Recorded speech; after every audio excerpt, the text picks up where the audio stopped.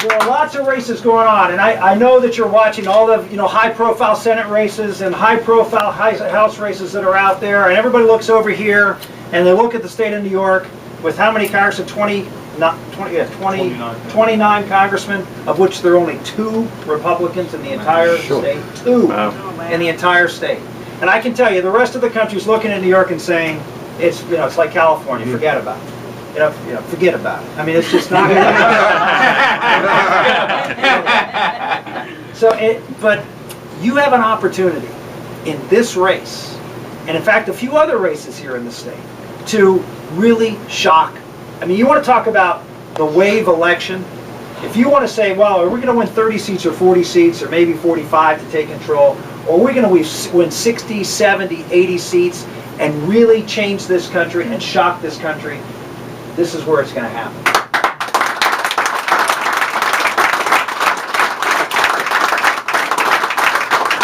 So you have a chance right here in this district to scream loudly. To scream loudly. No one. I looked at every map. Congressional Quarterly and Karl Rove, all these guys who are doing all the Rothenberg report and Cook report.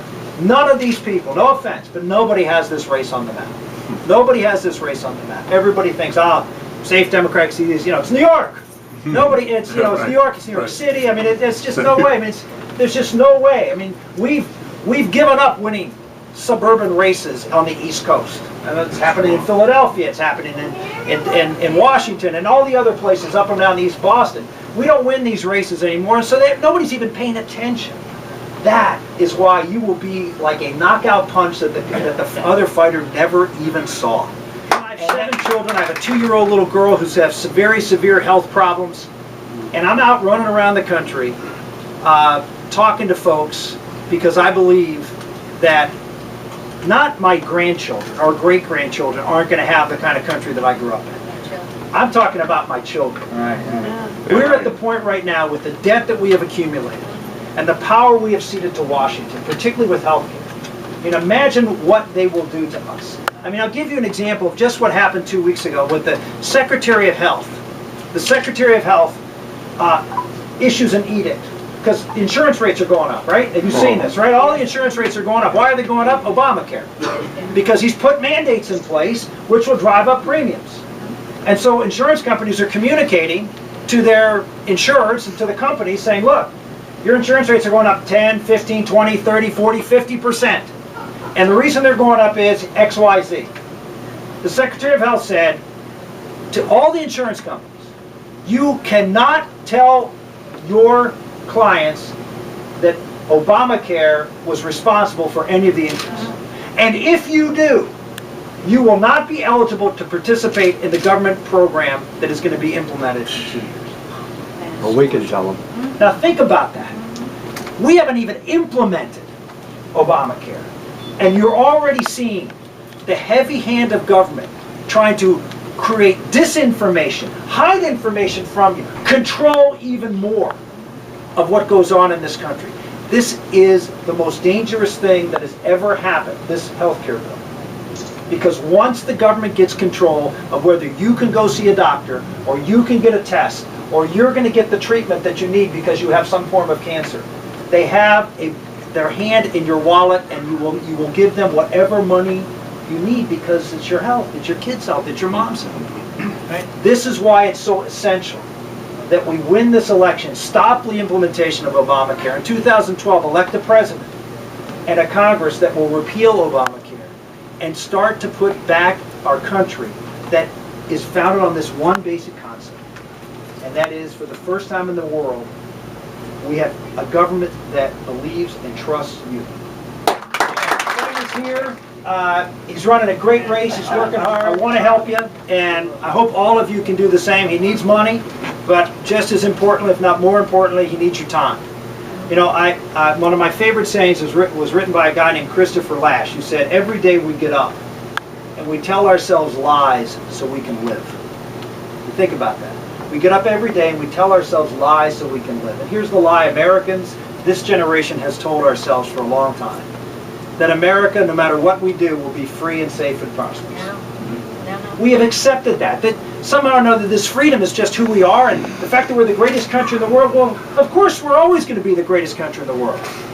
Well, that's a lie. You have to fight for it. You have to sacrifice for it. I mean, think about that. You have to sacrifice. Think of our founders. What did they say? They would sacrifice their lives, their fortunes, and their sacred honor. Sacred honor in defense of those principles that we founded this country. And are you doing that? Now, I know you're here tonight. Thank you for being here. But how many are really sacrificing at this critical time?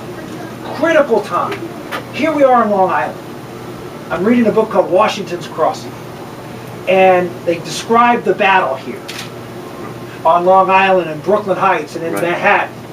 And you think of what happened on this ground, that people sacrificed, farmers, people who weren't soldiers, up against the most impressive, awesome army in the history of the world, the British Army. And they stood their ground and they fought. We're not asking anybody to do any of that. We're asking you to volunteer a little bit of time. Talk to your friends. Post what happened tonight on Facebook. Communicate to people. Show that enthusiasm that you see from Fran and from Hillary. Just go out and for the just leave it on the playing field. Please don't look at the polls and look at the results when they come in and you fell a point short or 2 points short and you say, wow, if I had just... Don't do that. Leave it out there. Right, Coach? Leave it on the field. You know, don't hold back anything, because it is just you will send a huge message to the country. Everybody in this room and my family, we've honored you from afar and your great work in Pennsylvania and your great values and your belief in this country, your wonderful, incredible family. We couldn't think of a better person to lead this country than you, Senator.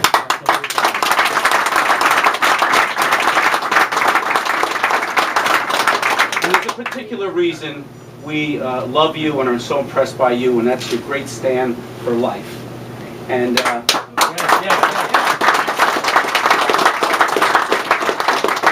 and in our opinion, really, to protect the unborn, all values start from there. And Yes.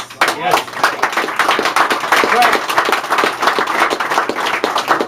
in my opinion, the United States can never be a great nation again until we change that basic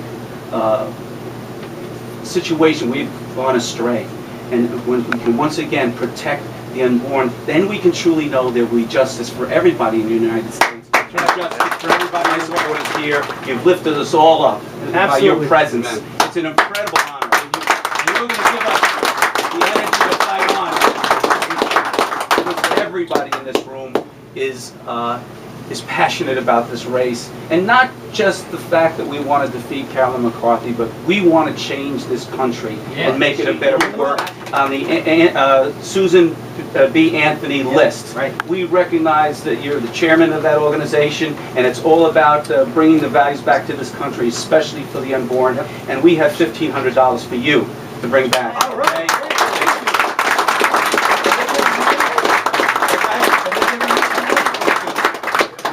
I'm not really interested. I just want you to know that, and this comes on behalf of everybody here. He is interested. Send him some money. No, but we wanted you to know that we appreciate your work, and we hope that you make that run for president. We're going to be behind you. Absolutely.